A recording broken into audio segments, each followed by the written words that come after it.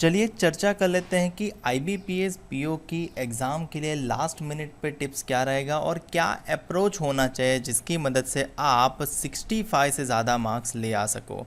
क्योंकि तकरीबन 65 से ज़्यादा टारगेट तो हमें 75 से ज़्यादा ही रखना है कि हमारा टारगेट 75 प्लस हो। आपको पता है रीजनिंग में आपको 35 क्वेश्चन मिलेंगे, क्वांट में भी 35 क्वेश्चन मिलेंगे और इंग्लिश में आपको 30 क्वेश्चन मिलेंगे। तो एक चीज़ ज़्यादा महत्वपूर्ण बन जाती है कि आपका अप्रोच क्या रहता है। देखो रीजनिंग का अप्रोच काफ़ी सबसे ज़्यादा हटके होना चाहिए, क्योंकि रीजनिंग स्कोरिंग सब्जेक्ट है। सब लोगों का रीजनिंग में अच्छा स्कोर आता है, ठीक है, नॉर्मल से नॉर्मल बंदे का भी आता है, तो बंदियों का भी आता है।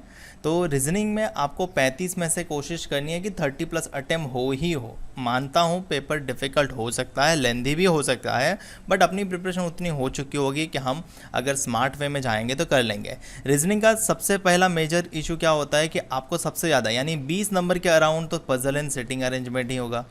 तो पजल एंड सेटिंग अरेंजमेंट से शुरुआत कभी नहीं करनी है। आपको सबसे पहले 20 नंबर के अलावा जो 15 मार्क्स हैं उसका पहले चुनाव कर लेना है और उसको कंप्लीट कर देना है। जैसे ही ये 15 मिनट आप 7 मिनट के अंदर अंदर ख़त्म कर दोगे तो आपके पास 13 मिनट बच जाएगा और 13 मिनट में बाकी बचे 20 क्वेश्चन आपको करने हैं।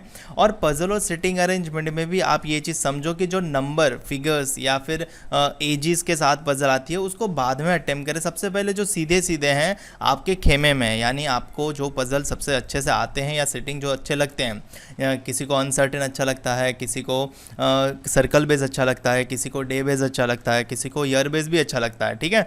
बट मैं सजेस्ट करूंगा कि जिसमें वेरिएबल कम हो वही पजल पहले अटेम्प्ट करो, और फ्लोर फ्लैट वाली तो आने ही वाली है, अगर वो भी अच्छे से आती है तो वो पहले अटेम्प्ट करो। इन शॉर्ट आपको पज़ल का चुनाव अच्छे से करना है। ऐसा नहीं करना है कि पहले ही जो फिगर वाली पज़ल है वही पहले ले ली, क्योंकि जहाँ पे नंबर्स होंगे वहाँ पे आपको उसका डिफरेंस भी ढूंढा जाएगा और पॉसिबिलिटी बढ़ जाएगी, ठीक है।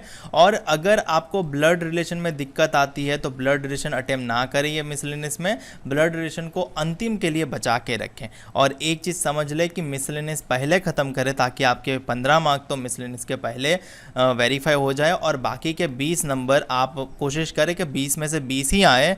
बट अगर कुछ टाइम या कहीं फंस गए तो एक चीज़ समझ लो कि 15 तो इसमें से भी आने ही चाहिए। तो आपके 30 to 33 अराउंड तो अटेम्प्ट होने ही चाहिए, ठीक है, 32 to 33, ठीक है, या तो 32 हो या 33 हो।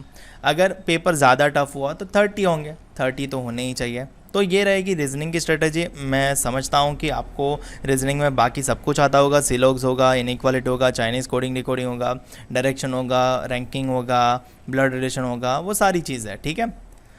फिर अब बात करते हैं क्वांट की। क्वांट में सबसे ज़्यादा लोगों को दिक्कत होती है कि क्वांट में क्या आएगा। देखो क्वांट का प्रीलिम्स काफ़ी सीधा शॉर्टेड वे में होता है। क्या होता है, आपको एक तो 2 से 3 आपको DI पूछ लिए जाएंगे, यानी उसका वेटेज हो जाएगा 15 मार्क का, 12 से 15 मार्क का, ठीक है। फिर क्या होगा, आपको या तो 5 नंबर में अप्रोक्सीमेशन होगा, या तो क्वाड्रेटिक इक्वेशन होगा, या तो सीरीज़ होगी। तो अगर इनमें से 2 टॉपिक होगा तो 5 से 10 मार्क भी हो सकते हैं, और अगर एक ही टॉपिक होगा तो 5 नंबर में होगा। इन शॉर्ट आप भी ये मार्क्स भी आराम से कवर कर सकते हो। और एरिथमेटिक की बात करें तो 10 मार्क का एरिथमेटिक होगा, 10 से 12 मार्क का ले लो। सबसे पहले आपको एरिथमेटिक नहीं छूना है। जिनका एरिथमेटिक पे ग्रिप अच्छा है और जो मतलब 20-20 सेकंड में बना लेते हैं उनके लिए सही है, बट जिनका ग्रिप सही नहीं है उनको सबसे पहले ये चीज़ समझनी चाहिए कि अप्रोक्सीमेशन, क्वाड्रेटिक इक्वेशन, सीरीज़ वाले क्वेश्चन पहले ख़त्म कर लो। और एक चीज़ समझ लो कि आपका कितना भी ये टॉपिक अच्छा हो, अगर एग्ज़ाम में शुरुआत करते ही कोई सीरीज़ नहीं बनती है, कोई क्वाड्रेटिक का आंसर 20 सेकंड में नहीं पता चल रहा है, या अप्रोक्सीमेशन 20 सेकंड 30 सेकंड में नहीं बन रहा है, तो उसको स्किप करो। आपको ये पता होना चाहिए कि राइट मोमेंट पे कब आगे निकल जाना है। अगर आप वहीं पे पड़े रहोगे तो आपका पेपर में लॉस बहुत सारा हो सकता है, क्योंकि आपको केवल 20 मिनट मिलते हैं और आपको 20 मिनट में ही पूरा खेल करना होता है इस पर्टिकुलर सेक्शन का। सेम फॉर रीजनिंग भी अगर रीजनिंग में भी कोई क्वेश्चन पर अटक जाओ तो वो क्वेश्चन ख़त्म करना ऐसा नहीं है, आपको ख़त्म करने के मार्क नहीं मिल रहे हैं। एक चीज़ समझ लो, आप 20 मिनट में कितने ज़्यादा क्वेश्चन बना रहे हो उसके मार्क्स मिलते हैं। तो अगर आप वो पर्टिकुलर क्वेश्चन छोड़ के आगे भी निकल जाते हो तो भी आपके पास बाकी बचे 34 क्वेश्चन होते हैं। बट काफ़ी लोग क्या है कि भूल जाते हैं, तो ये चीज़ आपको पता होनी चाहिए। फिर आपको डीआई के लिए चले जाना है। अब डीआई में एक चीज़ समझ लेना, एक डीआई तो केसलेट होगा ही होगा। अगर केसलेट डीआई ज़्यादा लेंदी है, क्योंकि केसलेट डीआई में क्या होता है, आपको टेबल पहले बनाना पड़ता है तो उसमें टाइम लग ही जाता है। तो मेरी मानो तो केसलेट डीआई को छोड़ के बाकी जो दो डीआई हैं वो डीआई पहले बनाओ, और वो दो डीआई आपको अच्छे से बना लेने हैं, पूरे बनाने की कोशिश करनी है। बट अगर उसमें भी कोई पर्टिकुलर क्वेश्चन आपको दिक्कत करता है तो उसको स्किप करके आगे निकल जाना है। क्योंकि एक चीज़ समझ लो, एक डीआई 5 नंबर का होता है, आपका 2 मिनट में 4 क्वेश्चन बन गए होते हैं, और बाकी बचे एक क्वेश्चन के लिए आप 2 मिनट एक्स्ट्रा दे रहे हो, तो वो गलत बात है। उससे बेटर है कि स्किप कर लो अगले डीआई पे। अगले डीआई 5 नंबर में 2 मिनट में 4 क्वेश्चन बना लो, यानी आप 4 मिनट में 8 क्वेश्चन बना लोगे। और बाकी के दो एक एक क्वेश्चन बनाने के लिए, क्योंकि एक क्वेश्चन तो लेंदी वो लोग रखेंगे ही, तो वो क्वेश्चन बनाने में अगर आप 2 मिनट 3 मिनट और एक्स्ट्रा दे रहे हो तो वो गलत बात है। आप उस 2-3 मिनट में अपनी सीरीज़ कर सकते हो, क्वाड्रेटिक कर सकते हो, या फिर अप्रोक्सीमेशन कर सकते हो।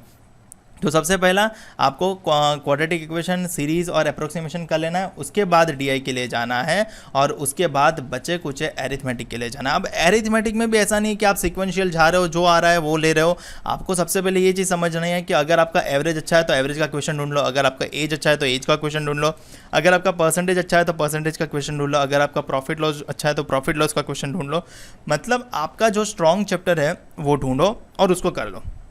ठीक है, रास्ते में मिला है तो उसको तभी निपटा लो। बट ऐसा नहीं कि मैं पहले ट्राई कर लेता हूँ, मतलब पहले ही हमें SICI का चैप्टर का क्वेश्चन मिल गया और वो हमें आता नहीं है, या फिर हम ट्राई करने के लिए बैठ गए। ट्राई करना ही नहीं है, 20 मिनट में आपको ट्राई करने का मौका ही नहीं मिलता, ये चीज़ समझ लो।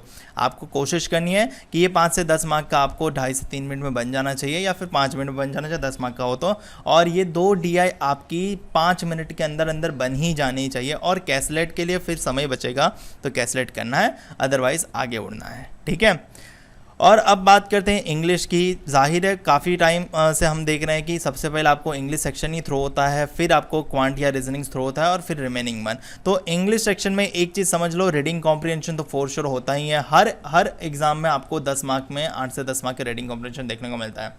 फिर क्या होता है, फिर एरर डिटेक्शन भी आपको हर एग्जाम में 5 नंबर में देखने को मिलता है। और बाकी बचे क्या होता है, पैरा जंबल होता है, फिल इन द ब्लैंक्स होता है, फिर आपका मैच द कॉलम होता है, आजकल आ रहा है, फिर वर्ड स्वैप होता है, वर्ड रीअरेंजमेंट होता है, ऐसे अन्य अन्य बहुत सारे मिसलेनियस टॉपिक्स हैं वो होते हैं। ठीक है, अब काफ़ी लोग क्या करते हैं पता है, रीडिंग कॉम्प्रिहेंशन पढ़ने में ही काफ़ी सारा टाइम गंवा देते हैं, क्योंकि 20 ही मिनट मिलती है आपको, रीडिंग कॉम्प्रिहेंशन पहले दिख जाता है, आप उसी में टाइम खत्म करते हो।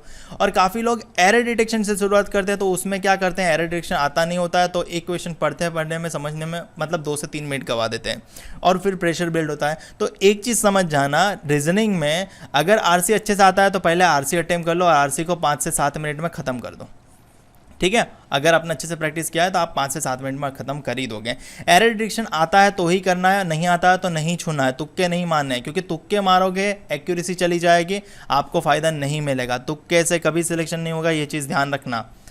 और एरर डिटेक्शन के बाद आपको जो para jumble, fill in the blanks, match the column, word swap, word rearrangement या अन्य तरह के, देखो मिसलेनियस में कोई तो अच्छा टॉपिक आएगा ही आएगा, तो आपको वो टॉपिक सबसे पहले कर लेना है, ढूंढ के कर लो, वो अच्छे से बन जाता है। काफ़ी लोगों को फिल इन द ब्लैंक्स अच्छे से बनाना आता है, तो फिल इन द ब्लैंक्स में अगर 5 में से 4 भी बना लोगे आराम से 2 मिनट में तो वो काफ़ी अच्छा है। मैच द कॉलम आराम से बन जाता है, तो वो 4 पहले बना लो। फिर वर्ड स्वैप या वर्ड रीअरेंजमेंट काफ़ी आसान होता है। तो ये सारे मिसलेनियस टॉपिक्स काफ़ी अच्छे होते हैं, वो आराम से बन जाते हैं। अब पैरा जंबल में काफ़ी क्या होता है, काफ़ी बार डिफिकल्ट होता है, तो डिफिकल्ट पैरा जंबल है तो फर्स्ट और लास्ट स्टेटमेंट ढूंढ लो अभी के लिए, और अगर पूरा नहीं बन रहा है तो बाद में बना लेना टाइम बचा के। बट अभी पैरा जंबल सेट करने में आप 5 से 7 मिनट गंवा दोगे तो आपके 20 मिनट तो आप यहीं ख़त्म कर रहे हो। तो एक चीज़ समझो, स्मार्ट वर्क करो, ऐसा मत करो कि कोई भी कुछ भी आप ले रहे हो, आपका एक स्ट्रेटेजी डिफाइन होना चाहिए। जैसे कि मैं आपको रिकैप कर रहा हूँ, रीजनिंग में मेरा स्ट्रेटेजी जैसे कि अगर मैं डिसाइड करूँगा तो मैं पहले मिसलेनियस खत्म करूँगा, फिर पजल और सिटिंग अरेंजमेंट में जो मुझे स्ट्रॉन्ग लगता है मैं उससे शुरुआत करूँगा। ऐसा नहीं है कि मुझे जो पहले फेस हो रहा है मैं उससे शुरुआत करूँ। क्वांट में भी मैं ऐसा नहीं करूँगा कि अरिथमेटिक से शुरुआत करूँ, मैं सबसे पहले अप्रोक्सीमेशन, क्वाड्रेटिक इक्वेशन और सिंपली सीरीज़ के लिए जाऊंगा। उसमें भी अगर कोई मुझे अड़ जाए, नहीं बन रहा है तो मैं उसको स्किप कर दूंगा, आगे बढ़ जाऊंगा। डीआई में मैं ये चीज़ ध्यान रखूंगा, केसलेट में टाइम लगता है तो केसलेट पहले 90 अटेम्प्ट करूँगा, उसके अलावा जो 2 बच गए उसको पहले मैं अटेम्प्ट करने की कोशिश करूँगा, और उसमें भी अगर पर्टिकुलर कोई क्वेश्चन लेंदी लग रहा है तो मैं उसको कंप्लीट नहीं करूँगा, मैं नेक्स्ट मूव ऑन हो जाऊँगा। फिर मैं एरिथमेटिक चैप्टर ढूंढ लूँगा, जो एरिथमेटिक चैप्टर मेरे स्ट्रॉन्ग है वो पहले बना लूँगा, और जितना टाइम बचाओगे उसमें मैं जितने एरिथमेटिक बन सकते हैं उतने बनाऊँगा। इंग्लिश की बात करूँ तो मैं सबसे पहले आरसी से शुरुआत करता हूँ, क्योंकि मैं आरसी 5 से 7 मिनट में बना देता हूँ। तो आरसी मुझे 5 से 7 मिनट में कंक्लूड कर देनी है और अच्छे से कर देनी है। अगर मुझे ईज़ार क्वेश्चन समझ नहीं आ रहे हैं, मैं नहीं समझ पा रहा हूँ, तो ऐसा नहीं कि उस पर ज़्यादा टाइम दे रहा हूँ, उसको स्किप कर दो। जो रेडीमेड क्वेश्चन है वो उठा लो, और आपके वो सिनोनिम एंटोनिम्स वाले क्वेश्चन उठा लो, और फिर मैं फिल इन द ब्लैंक्स जैसा ढूंढ लेता हूँ, फिर मैच द कॉलम कर लेता हूँ, वर्ड रीअरेंजमेंट, वर्ड स्वैपिंग कर लेता हूँ, फिर पैराजंबल पे जाता हूँ, और फिर अंत में मैं एरर डिटेक्शन पे जाता हूँ। क्योंकि एरर डिटेक्शन मुझे पर्सनली ऐसा लगता है कि वो काफ़ी सारा एक्सेप्शन से भरा हुआ है, तो मैं उसको अंत में ही रखता हूँ। बट कोई होता है कि जिनका एरर काफ़ी अच्छा होता है तो वो एरर पहले भी रखता है, पैराजंबल अच्छा है तो वो पैराजंबल पहले भी रखता है, तो वो आपकी चॉइस है, बट आपको पता होना चाहिए आपका स्ट्रेंथ और वीकनेस क्या है। ठीक है, तो इन शॉर्ट अगर मैं बात करूँ तो रीजनिंग में आपको 30 प्लस का टारगेट लेके चलना है, क्वांट में आपको 28 प्लस का टारगेट लेके चलना है, क्योंकि आपके ये 15 मार्क तो इसके ही आ रहे हैं, और 5 से 7 मार्क तो यहाँ से आएंगे, यानी 22 मार्क तो इसके ही आएंगे, और 5 मार्क तो आप ये अरिथमेटिक के बनाओगे। और इंग्लिश में आपको 22 प्लस का टारगेट लेके चलना है। अगर आप इतना टारगेट लेके चलोगे तो आपका जो होगा 80 मार्क जितना अटेम्प्ट हो जाएगा। अब मान लो कि आप इतना टारगेट लेके चल रहे हो और आपका अगर कुछ गलती की वजह से 75 पे भी शॉर्ट आ जाए, या फिर 70 जैसे भी शॉर्ट हो जाए, तब भी आप अच्छे अटेम्प्ट पे ही रहोगे। क्योंकि मान लो पेपर क्लर्क जितना ईजी नहीं होगा, पेपर डिफ़िकल्ट होगा ही होगा। ठीक है, और एक और चीज़ बता देता हूँ, फाइनल एडवाइस ये है कि ज़्यादा टेंशन मत लो, जितना पढ़ा होगा उतना ही परफॉर्म कर पाओगे। और इन वो सिनारियो शायद हो सकता है कि आपके साथ अगर कुछ मैं नहीं चाहता कि हो, बट कुछ कभी गड़बड़ी हो जाती है, जैसे सिस्टम बंद हो जाता है, ठीक है, तो वो तो नसीब की बात है, उसका हमारे हाथ में कुछ नहीं है। तो जब भी सिस्टम पे बैठो एक बार चेक कर लो माउस चल रहा है कि नहीं, कीबोर्ड चल रहा है, कीबोर्ड तो यूज़ नहीं करना है, तो माउस चल रहा है कि नहीं वो चेक कर लेना, और डेस्क है कि नहीं, अच्छे से जगह है कि नहीं। फिर बाद में ऐसा मत सोचना कि सर जगह नहीं मिली अच्छे से, ये वगैरह वगैरह। ठीक है, तो कंडीशन का तो हालात पे ही निर्भर करता है। बाकी अल्टीमेटली आपको अपने पे विश्वास रखना है, जितनी मेहनत की है उतना बेस्ट दे के आना है। अगर मेहनत कम होगी तो अगली बार आने वाले एग्ज़ाम में SBI PO क्लर्क में सुधार लेंगे, और अगर मेहनत अच्छी होगी तो इसी बार गाड़ देंगे झंडे। तो मैं उम्मीद करता हूँ कि आपकी प्रिपरेशन भी अच्छी होगी, आपका पेपर भी अच्छा जाए कल का, और आशा करता हूँ कि आप मेंस के लिए भी उत्तीर्ण हो, रेडी हो जाए। सो मिलता हूँ कल, आपको एनालिसिस दूंगा। जाहिर है मेरे इंस्टाग्राम पेजेस IBPS गुरुजी पे भी आपको सबसे पहले एनालिसिस देखने को मिलेगा, या फिर मैं यहाँ पे भी वीडियो बना दूंगा। तो मिलते हैं कल।